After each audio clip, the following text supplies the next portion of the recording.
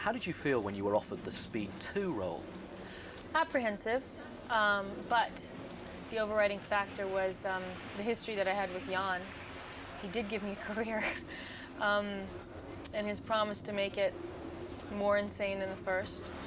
The familiarity I had with him and the way that he works, and I really was in the mood to do something physical. You know, when you spend all your time in your head, in life in general, and then your work is that too, you need an outlet. Excuse me, hiccups.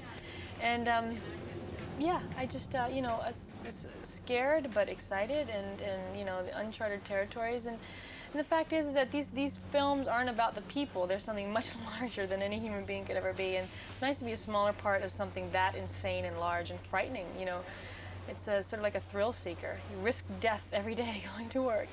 It looks such a demanding movie for you especially to make. Ooh, it's far more demanding for Jason. Oh, stuff that he had to do was far more difficult. I mean, we all had scary things to do, but you know, you overcome a lot of fears when you just throw yourself into it. So, you know, we all had our share of hardships, a lot of them, including the camera crew and the crew in general. Everyone was in the same position we were. If you saw the actors in jeopardy, if you turn the camera around, there are hundreds of crew members in that same amount of jeopardy. You know, it was balanced, well balanced. You talk about Jason. What was it like not having Keanu there and having Jason instead?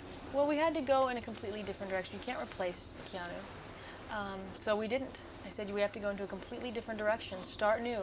We have to explain the last one, but bridge that into the new one, and let's get someone completely opposite. And I said, I want a great actor. I want someone I had admired for a long time, who I knew I had chemistry with, somebody whose sensibilities I really admired in his work. And it was Jason.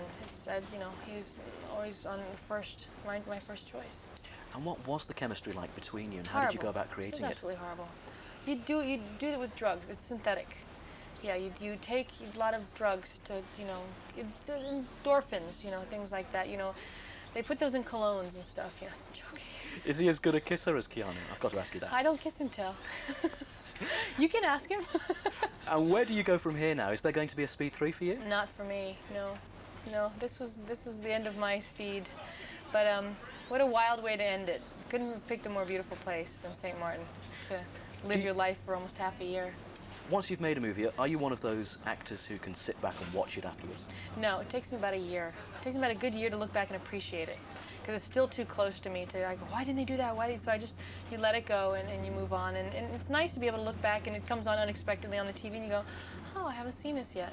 So I get the premieres. I usually go out in the lobby, or, you know, I cannot watch it there. I just would rather go get something to eat and come back in the very end, about a year later.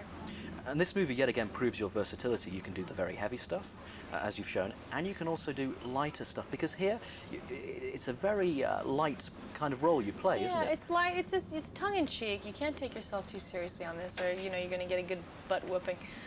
It's not about you.